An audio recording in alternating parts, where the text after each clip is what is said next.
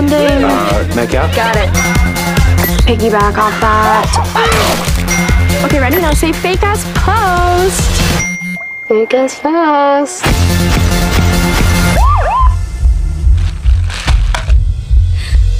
Ma'am?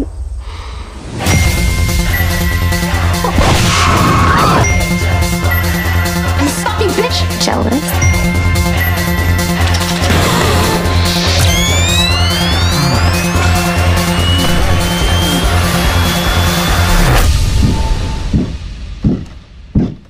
Okay.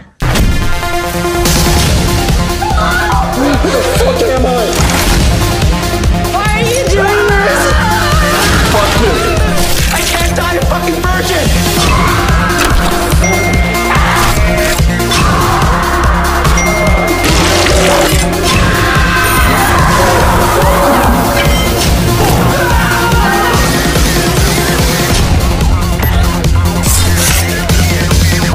Remember, if you get stabbed, don't post anything about it. Victims are so played out.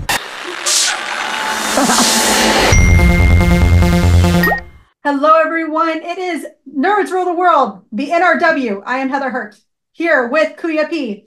And that was hashtag Amphab, All My Friends Are Dead, the trailer. We're starting. It is time. It is slasher season. It is horror season. It's horror season all year long. But it's officially Halloween season, and we are going to jump right on into these fun slashers that have already started to hit our eyeballs.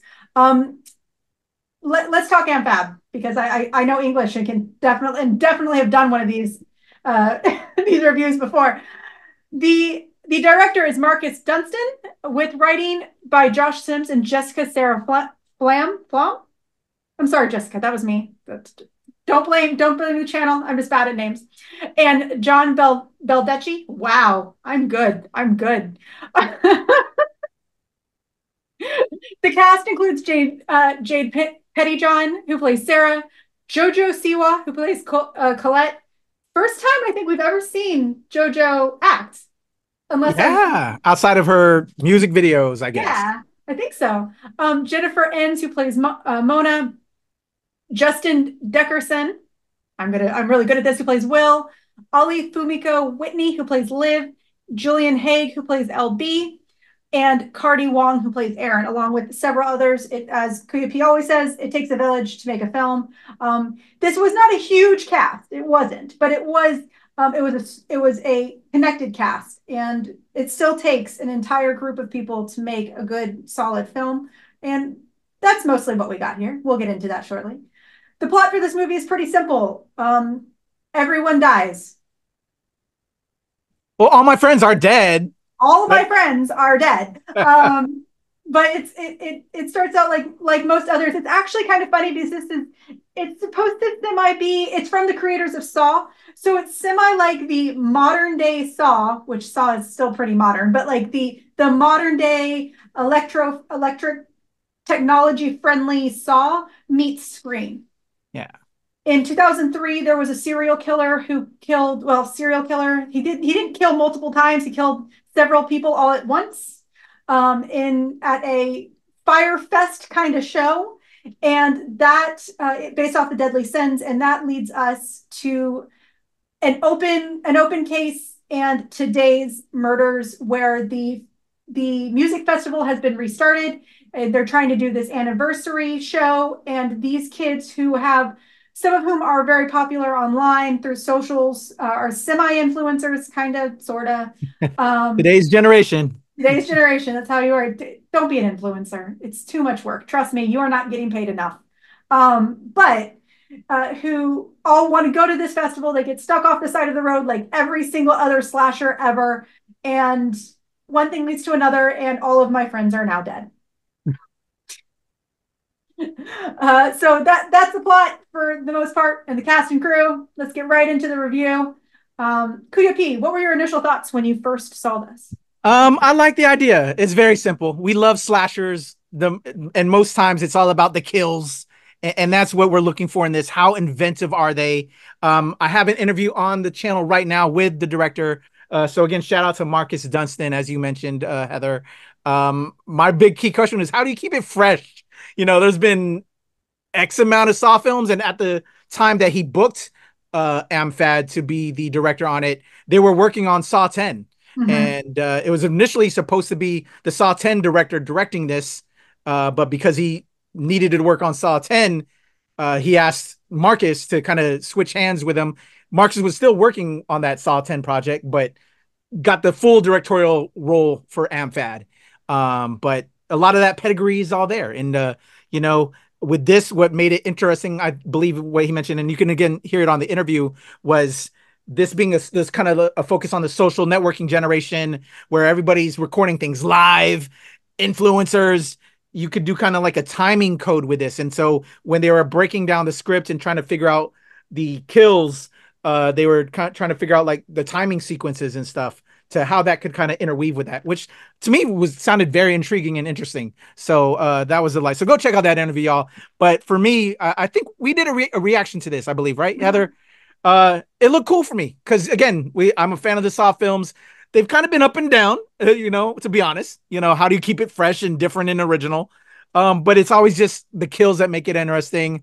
What does that say about us? I don't know. I won't admit it, and I don't think Heather will admit it herself. But we love slashers, and I don't know. It's just interesting to see. Maybe can they get out of it? Can I last in something that, if I was in that kind of contraption or whatever, I don't know. But I was very intrigued and very interested. It's mindless entertainment. It's why we watch like Tom and Jerry type stuff. We know what's going to happen, but we watch it anyway because it's entertaining. It's entertaining. How about you, Heather? Same. We didn't do a react. This is one of your weekly picks. So it was my react. Oh, okay. But it was one of those words. That just reminds me, I have an interview with Audrey Cummings, who directed Place of Bones. And one of the things I asked her, because she is actually a horror director too. Nothing related to this. It's just kind of funny that random sidebar. I asked her what she brought from her horror days to a kind of like a thriller, a 1800s thriller. And she's like, I got really good at killing people. And I was like, I don't know if I should put this on the internet. Awesome. Go watch that interview because she's actually really funny. Different movie, different time. It's just that just reminded me of that one statement. I got really good at killing people. Okay. Yeah. When it comes to this movie though, yeah, it was, I love Scream. I actually liken this a lot more to a Scream-esque film than I do Saw, and we'll get into why in just a second for that. But I like when they kind of interject a little bit of comedy in with the horror. This isn't like a Juneteenth movie where it's mostly comedy with a little bit of horror. It's more like this is a slasher film where there are just some really good quips when there needs to be. So that's one of the things I enjoy. I'm a pansy through and through. I love horror, but I won't deny that I'm sitting there cuddled up to my blanket or wandering around back and forth because it makes me nervous. But at the same time, that's kind of the point of a horror. It's supposed to make you nervous. You're supposed to be on the edge of your seat. But it's the fun of it. So I was very interested in seeing this movie. Thank you so much to Lionsgate. This is a Lionsgate film? Lionsgate. I think so. The studio. Shout out to the studio. A big shout out to the studio for letting us. I'll find it real quick. For giving us the opportunity to watch it. It was a lot. I for the most part, I enjoyed it. So we're ready to get into our full review, and I told Kuya, I hinted at this to Kuya P before the review. Are we ready to get fully into our response? Let's go, and shout out to Cinedime, Cineverse, Film Mode, Ambitious Entertainment. There we go. On this, yes. I was totally wrong. I apologize, but thank you to the production company for letting us see this. Thank you. So the one thing to go off of the fun kills with this movie, being in a relationship with Saw, that was something that QP actually used as kind of a selling point, is that these are the same, and not just him, the production company uses that as a selling point. This is not, Saw has kind of given us a world that we are expecting the unexpected, because that is what that world is built off of. It's the same thing with Hostel. They can only one-up themselves at this point. There's no way that they can go down, or things are just not going to be, they're not going to stay at a stable fan base. So when you have that mentality going into this, and that's kind of why I wanted to lead this towards, this is more like a Scream than it is a Saw, because I think that going into this, for me, going, okay, there are going to be some weird ass kills in this. I overestimated it. You know what? I agree. I overestimated the types of kills. I overestimated the suspense. And it kind of fell flat for me for that one specific reason. So when you expect too much, and this is any movie ever. My normal opinion is you go into any movie expecting the trailers are going to be the best part of the film. When you do that, you can enjoy almost anything. This one, I had expectations because I know the Saw franchise, and I think it fell flat. Poopy, what about you? I would say, yeah, based off of that, you know what? I came in it with maybe a little too high.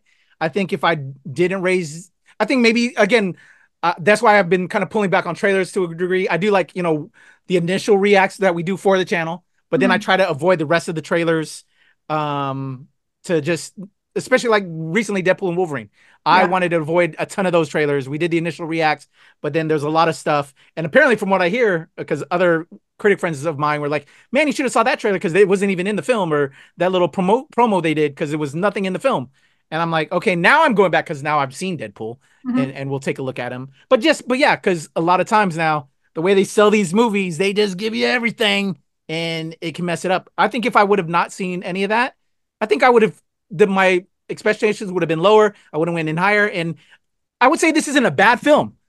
I just had high expectations like you. I kind of already had preconceived notions about it. But I did enjoy the film. It's not great, but it's a good little slasher. It's a good little, I was there for the kills. And we'll get there, I'm sure, in a second, a little bit more. But like, influencers are probably the problem of our generation right now. And to see some influencers get it, I'm all in. How about you, Heather? which is ironically kind of the moral of the story, but not to give away any spoilers, but I agree. There is one of the things that does put this on kind of a pedestal is the fact that the Saw team has always been really reflective of modern society, and so this they brought to light an ongoing issue, an ongoing problem. And if I tell you exactly what that issue is, that it would literally give away the entire movie. So I'm not going to say what that is, but they are really good at finding something that is true, that is now, and exploiting that in a slasher-esque kind of way. So there was positives. Definitely not a bad movie. Rather cliche. It is rather cliche. Once again, I'm going to liken it more to Scream, because I won't deny it. You walk in 15 minutes in and you already know exactly who the killer is. You do. And you do question it. They do, as they always do, they do make you question if you're right or wrong about halfway through, but you know who the killer is right off the bat. So not a bad movie. I don't disagree. But you want to talk about the kills. Kuya, let's talk about the kills. Well, I don't want to spoil on the kills, but what element that I really liked with combining this new generation type of slasher, with like the Saw stuff that we know, is there's like, can you get X amount of likes to help save my life? That was really cool and a cool little twist. If you reach at this point, then you're good. If not, Dunsky. And I liked those elements. I think I did a good job on talking about something without spoiling, Heather, and I'm usually not that great. I think I did a really good job on that one. I think you did, especially because it is an element of one of the characters' roles is she needs it. Once again, not to spoil that she said so right at the first. It's very first thing she says is she needs the help. But how about you? I enjoyed it. I did like the fact that they did interweave. One of the big things that they talk about is how your entire life is basically recorded, especially if you are an influencer, if you are someone who puts yourself on blast all the time, like us. Kuya and I are just always, me more so than him, are just always on social media where we put ourselves out there on purpose. We're not influencers, thank the gods, but we are. Although I'm looking at you, sponsors. We can do stuff. I may cross that bridge.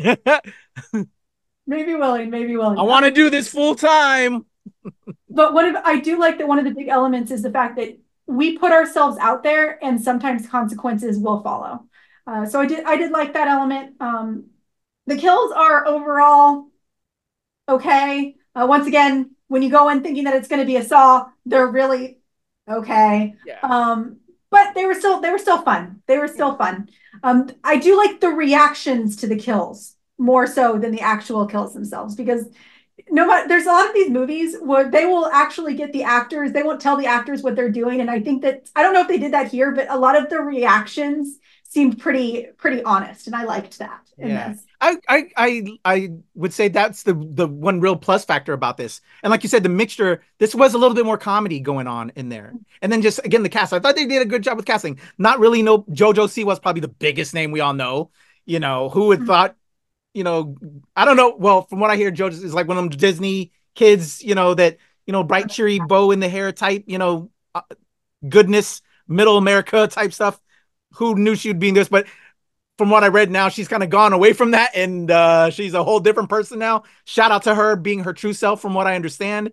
So yeah. Other than that, I thought it was good casting. You know, it didn't make me have come with preconceived notions on the characters and actors by who they had playing. So I thought they did a good job there. And the visuals, you know, you could tell in certain moments as a film fan, you know, okay, looked like really good budget.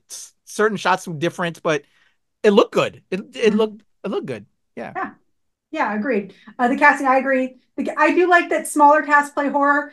We don't need to know who it is that's getting killed. It's a lot of fun, and a lot of great stars start out in horror. It gives a lot of people a lot of opportunities. So I do agree. Casting was good.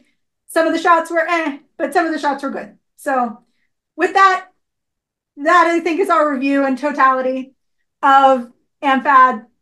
All My Friends Are Dead.